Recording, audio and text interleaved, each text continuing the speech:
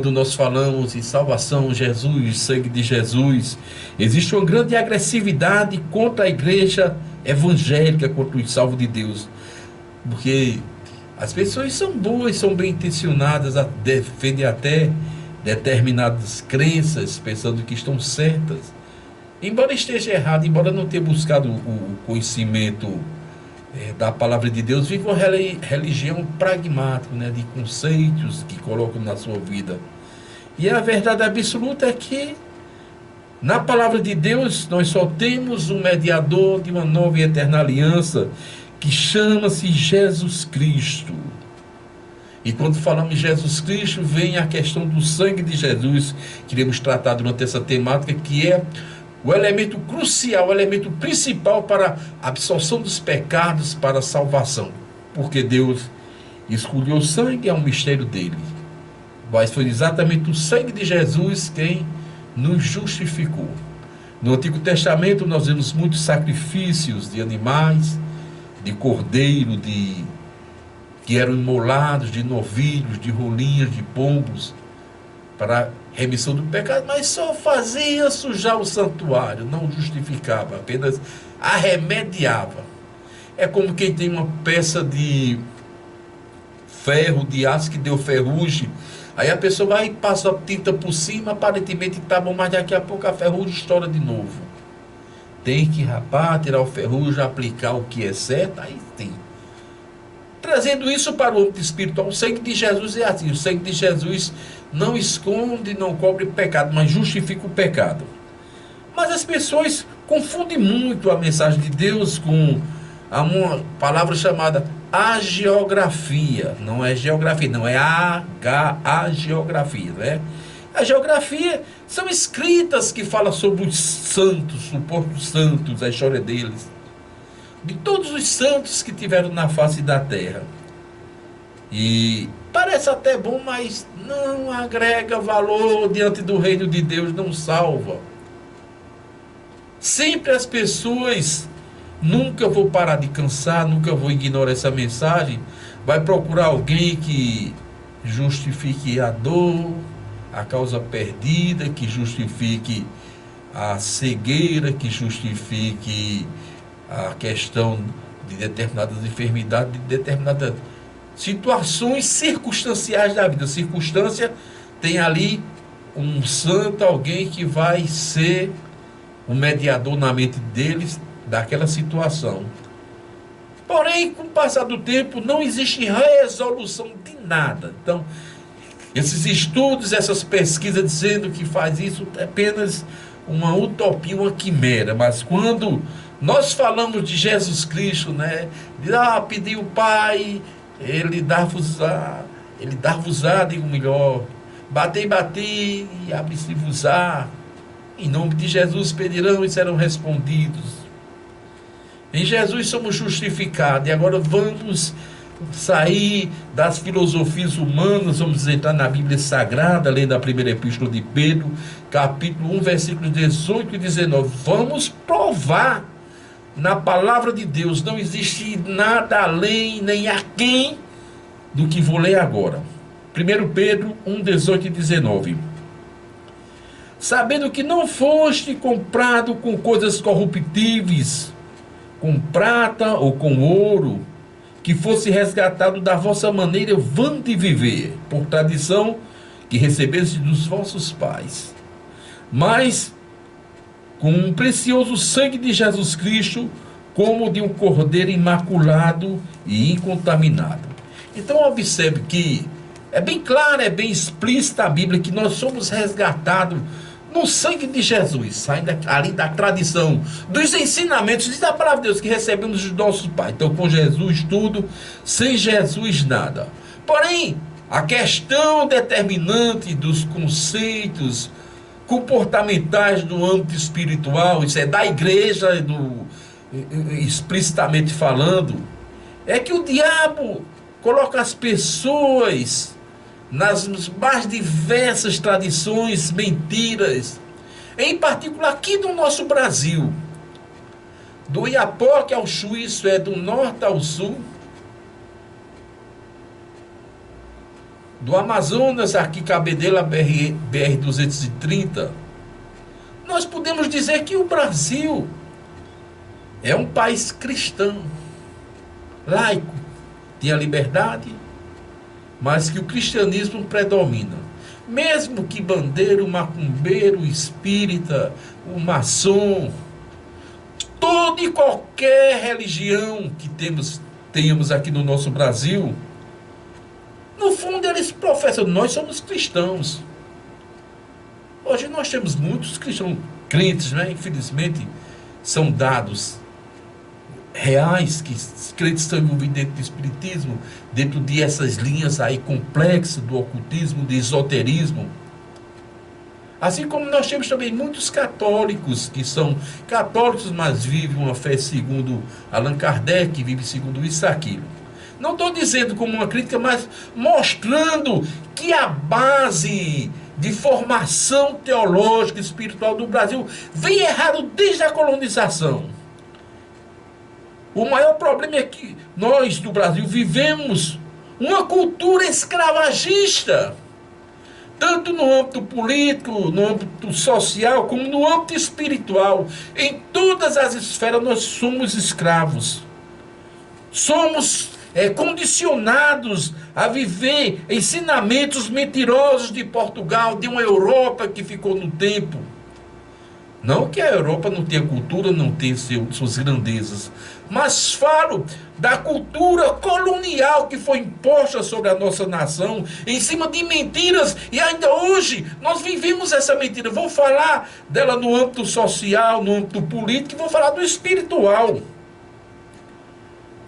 Todo e qualquer aluno, estudante de história, sabe que um marinheiro experiente, como Pedro Álvares Cabral, seria impossível ele errar uma rota de 3.600 quilômetros. Ele poderia errar algumas milhas marinhas, mas 3.600 quilômetros, outros historiadores de 5.000 quilômetros, seria impossível. Eram homens que eram abalizados a trabalhar em navegações, olhar as estrelas, não tinha condição. A primeira mentira, vem parar no Brasil. Segundo, o Brasil foi descoberto. Não se pode descobrir onde já existe uma civilização, onde existem pessoas. Tem ali os nativos. Outra mentira. Outra mentira que é imposta aí, para quem não sabe, você vai aprender hoje. O Brasil foi chamado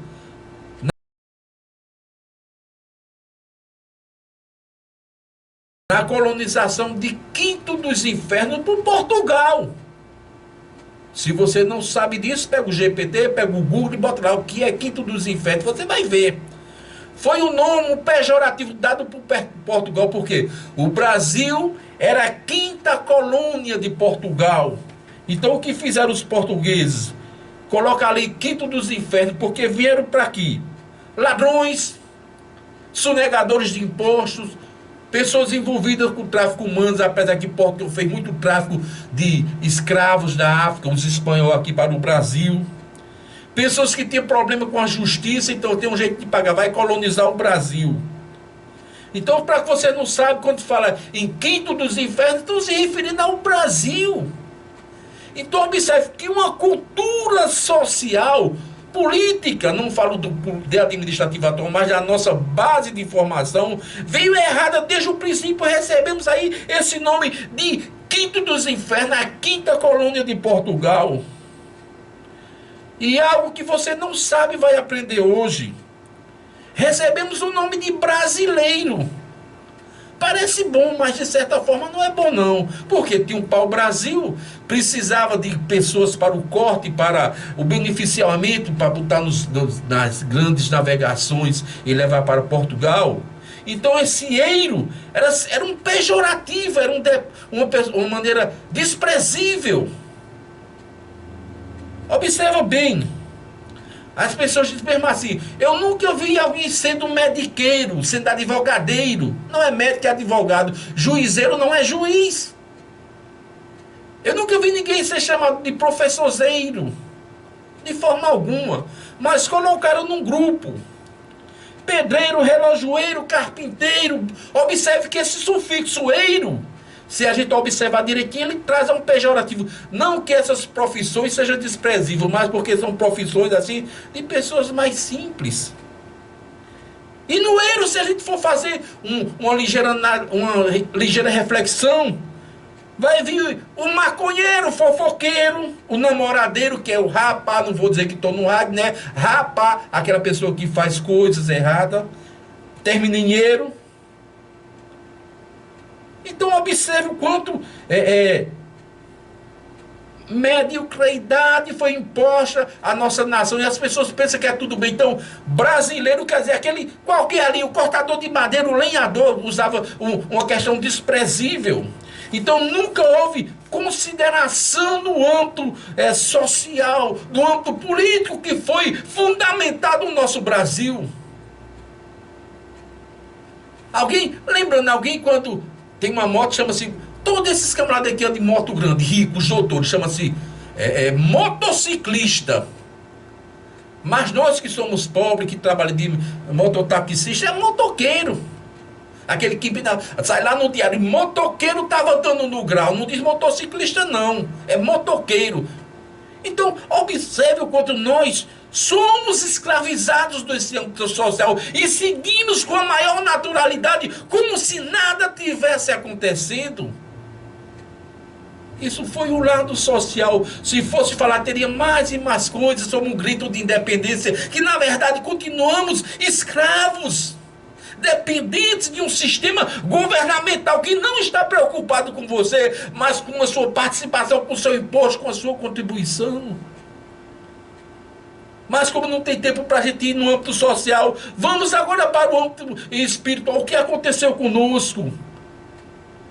Em 1500, sobre imposição dos jesuítas que trouxeram ali o cristianismo ao Brasil, dia 26 de abril de 1500, na praia de Coroa Grande, em Santa Cruz, Cabrália, por causa de Cabral, Frei Henrique de Coimbra fez a primeira celebração religiosa impondo o cristianismo no Brasil.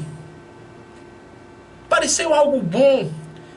De certa forma, alguém tentou escravizar os índios, alguém tentou vender os índios, mas eles tiveram essa virtude. Não, aqui não, ninguém toca nele. Mas em compensação, não foi respeitada a cultura, não foi observado as raízes para ser colocado um evangelho genuíno, um evangelho verdadeiro. E ali, a gente começando a ver de 1500 após essa celebração no dia 26 de abril em Praia Grande, começou a imposição. Se não fosse cristão, era herege, era pagão, e os índios nem conheciam o dialeto, nem conheciam a língua. E quando o índio não andava com a cruz, era assassinado, e começou ali uma guerrilha, porque queriam colocar um Deus diferente, um Deus que ninguém conhecia, uma mensagem diferente dessa hoje, que todos conhecem a Deus. O evangelho é pregado com bíblias de nomes, de traduções, de expressões diferentes, onde esclarece o verdadeiro Deus. Mas pegaram um povo que não entendia de nada e começaram a colocar uma cultura, pegaram os africanos que já vinham daquela cultura afro, colocar o evangelho à força nos negros, digo com carinho, porque eu trabalho em comunidades negras, e ele foi ali um grande conflito religioso, um conflito espiritual. Quando a Bíblia dizia, e o sangue de Jesus purifica de todo o pecado, os homens estavam querendo agora impregnar, impor algo que a turma não conhecia.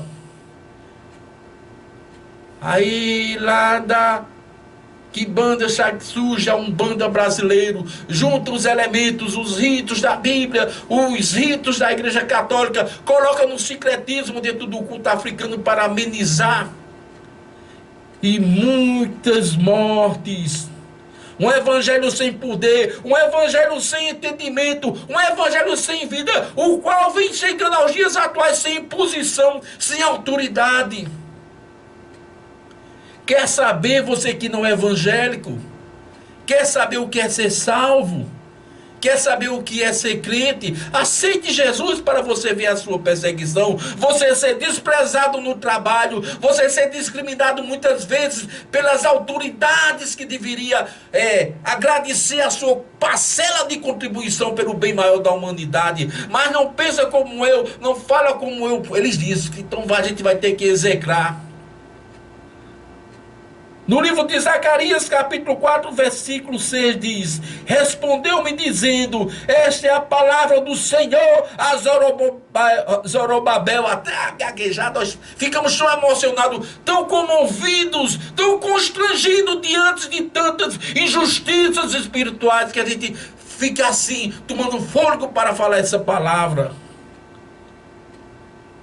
Não por força nem por violência, mas pelo meu espírito, assim diz o Senhor. Deus falava ali a Zorobabel e hoje está falando a você. Evangelho não é por imposição, evangelho não é por tradição, evangelho não é porque meu pai foi, minha mãe foi, meu tio é, que nós temos que obedecer. Evangelho é poder de Deus e salvação para os homens. Nós começamos errado. Nós temos uma estrutura nessa nação errada do Evangelho. Mas hoje estou dando um grito, um baixo, estou lhe esclarecendo para que você desperte e comece a sair das mentiras, das tradições, daqueles que impõem a você e você obedece sem nem saber o que é. Eu digo uma coisa com toda autoridade e com toda experiência espiritual. Mais da metade das coisas que são processadas da sua religião, que são mostradas na sua igreja, você não sabe o que é. E o que disser que é, você então é porque ele é o líder. A prova é, meus amados, que na comunidade evangélica ou em qualquer outra comunidade, se um pastor ou qualquer autoridade eclesiástica disser, perdoados estão teus pecados, ele está mentindo. Eu nunca consegui perdoar pecado, nem o meu, nem o pastor. Meus maiores pastores, meus melhores amigos, pastor Josinaldo, pastor Aloysio Carneiro, que dorme no Senhor, Raimundo Lúcio, Antônio Ferreira, meu pastor presidente hoje, pastor Jarlino, ali na cidade, em Pernambuco. Pastor Jarlino, eles têm condição de perdoar pecados, mas o sangue de Jesus nos purifica de todo o pecado. Vamos ver isso. Deus é que perdoa. Então nós vivemos uma hipocrisia espiritual, onde alguém diz e o povo obedece, onde se faz sacrifício de tolo, onde fomos fundamentados em cima de mentiras sociais, de mentiras espirituais, e vamos mantendo essas tradições heréticas como se fosse verdade no final. A tua alma para onde irá na eternidade? Aí a Bíblia diz no livro de Efésios, capítulo 1, versículo 7, nele temos a redenção por meio do seu sangue, o perdão para todo o pecado de acordo com as riquezas da sua glória. E agora você vai fazer o quê? É a Bíblia, dele temos redenção, isso é perdão, renovação. Por meio de quem? Do sangue de Jesus. Então não é sacrifício de santo, não é você levar uma cruz nas costas, não é você ir para um ciclo de oração, não é você orar dioturnamente, jejuar. Hoje o que nós mais vemos nas igrejas cristãs, em todas, é a história do jejum. Ah, eu vou jejuar para isso, ah, eu vou jejuar para aquilo. Fazendo do jejum uma moeda de troca. O Evangelho nunca ensinou isso, Jesus nunca ensinou isso. Eu vou jejuar para arranjar um emprego, vou jejuar para alguém deixar de beber. O que é isso? Falta de conhecimento. Você jejue porque precisa ter comunhão com Deus. E Deus vai ver as suas necessidades. E se há necessidade, e se há um mandamento, e se há um imperativo no jejum, disse Jesus, olha, esta casta só se expulsa com jejum e oração. Jesus dizendo aos apóstolos, olha, então, não quer, o demônio não quer sair dali não, Jesus Cristo. A gente já fez todo o esforço, não quer sair. Aí, ó, só se expulsa a casta com jejum e oração. Por quê? Jejum é quebrantamento, é união, é integração com Deus, não moeda de troca. Então vamos ter cuidado nesses ensinamentos heréticos, porque o sangue de Jesus é que perdoa todo e qualquer pecado, as riquezas da sua glória. Então nós vamos nesses ditames, nesses mandamentos, nessas tradições por aí, fazendo o sacrifício de tolo. As pessoas trocam o sacrifício propiciatório de Jesus Cristo, do sangue que foi posto no Calvário em favor da humanidade, pelas religiões. Eu só ando no meio do mundo observando. Sou pesquisador comportamental, traço o perfil, Deus me colocou para isso no ministério. E eu tive em Campina Grande, na casa do meu filho, ele com um aquário muito bonito. E aí de bichinho eu fiquei encantado diante daquela beleza. Aí o Espírito Santo disse, olhe e vê. Mas eu olho, eu vou ver. O que é que ele quer dizer com isso? Fui-me embora para o meu trabalho, subi lá um monte, fui para a Assembleia de Deus. Cheguei de lado da Assembleia de Deus. Após terminar o trabalho missionário, olhei de lado, tinha uma gaiola assim, bem alto. Eu estava numa altura de 135 metros, assim, num monte. Tinha uma gaiola, olha e vê. A gaiola, e o que é que ele quer dizer? Adormeci, quando foi de manhã, o Espírito Santo me disse, o aquário e a gaiola parece o mundo, porque o povo vive de migalhas. Todo aquareiro, seu nome é esse. Todo passarinheiro, seu nome é esse, criador de passarinho. Bota migalhas ali, pouquinho todo dia. A mesma coisa, a mesma migalha, a mesma quantidade. E eles ficam presos ali, só rodando o tempo todo de castigo. Assim é o pecador, vive nas migalhas, vive na miséria do diabo, do mesmo jeito que passa o preso. O pessoal canta de alegria, coisa nenhuma. Canta de angústia pela liberdade, porque está vivendo aprisionado, porque está vivendo de migalhas. Eu quero dizer a você hoje, eu não sei se você vive no aquário da sua religião, se você diz, os de Cristo são como peixe, o peixe é o sinal do cristianismo. Mas vive no aquário, na prisão, nas bolotas, nas misérias do diabo, preso sem liberdade, sem expressão de vida. Eu não sei se você é aquele que quer voar como os pássaros, quer ir bem alto como as águias, mas está preso na gaiola da religião. Ela diz que se preocupa com você, mas observe, é a mesma coisa todo dia. Nem a gente, irmão, nem nós aguentamos feijão, arroz e carne todo dia. A gente não aguenta fome, mas quando chega uma comida diferente, chega uma verdurinha, chega ali algo diferente, um omeletezinho, uma batatinha frita, a gente fica feliz.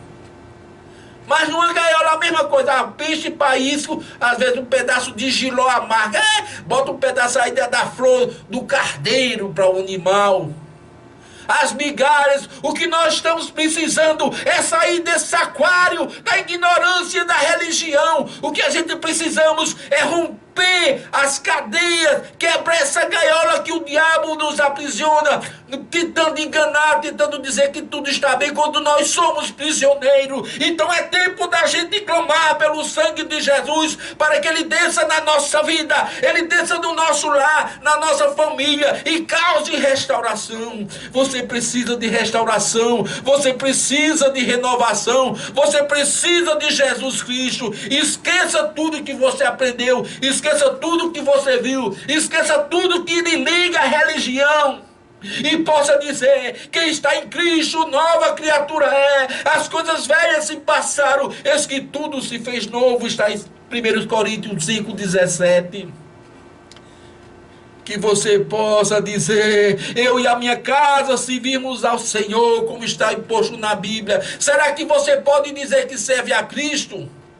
Porque se você serve a um senhor, se você serve a uma senhora, se você se curva a uma imagem de escultura, se você pede, se você agradece a outro que não é Deus, a outro que não é Jesus, a Bíblia ensina que Deus é Espírito e importa que os seus adoradores o adorem em Espírito e verdade. A Bíblia ensina que nem só de pão viverá o homem, mas de toda a palavra que vem da boca do Senhor. Então, já vimos aqui no Salmo 115, tem boca, mas não fala, tem mão, mas não apalpa, tem ouvido, mas não escuta, tem olhos, mas não vê. Eles não te dizem nada, nem na tua mente. Eu desafiei e continuo desafiando todo e qualquer religioso. Quando você Você se curvou a qualquer entidade. Se ela lhe respondeu, você teve uma autossugestão, você teve um pensamento, mas quando Deus fala o seu coração, você sente alegria, você sente desejo de mudança, você diz, agora o problema está resolvido, agora tudo vai ser novo, porque quando Deus fala, a mudança na vida de uma pessoa, independente dela ser crente ou não, independente de ser salvo ou não. Alguns pregadores dizem que Deus não fala com ímpio. Ora, se Deus não falasse, como é que eles iam se converter? Deus fala com o ímpio, Deus fala com o pecador, Deus fala com o prostituto, Deus fala com o bandeiro, Deus fala com o espírita, Deus fala com o ladrão, com o traficante de drogas, Deus fala com o pecador, e chamam ao arrependimento, porque esse dom não é meu nem teu, nem é de igreja, nem é de religioso, é do sangue de Jesus Cristo que foi vertido por toda a humanidade. Eu quero que você saiba disso. E vou terminar com 3 versículos de ouro. Quebrando qualquer estrutura religiosa, quebrando qualquer mentira vinda da Europa, quebrando qualquer tradição e ditame humano e ensinamento humano. Agora é Bíblia. Vamos falar de Bíblia, vamos viver a Bíblia, vamos obedecer a Bíblia, é a palavra de Deus. 1 João 1,7, mas se andarmos na luz como Ele na luz está, temos comunhão um com os outros, e o sangue de Jesus Cristo, vou repetir, e o sangue de Jesus Cristo nos purifica de todo o pecado. Colocar outra pessoa, colocar outro fundamento que não é Jesus Cristo, vai lhe levar à destruição, a essa tristeza, a essa incerteza, o desejo de pecar, a infelicidade com a vida, a insaciabilidade humana, a procura de coisas que não vai trazer resolução para a sua vida, nem para os seus problemas. Colocando fundamentos, base, sustentação que não é Jesus Cristo, vai lhe levar à miséria, à destruição eterna. E esse não é o desejo de Deus, esse não é o desejo de qualquer pregador de forma alguma. Antes que você se arrependa, antes que você tenha alegria espiritual, antes que você possa andar diante de Deus em espírito e verdade. 1 Coríntios 3,11, porque ninguém pode colocar outro fundamento além do que já foi posto, Jesus Cristo, o mediador de uma nova e eterna aliança. Deu para entender?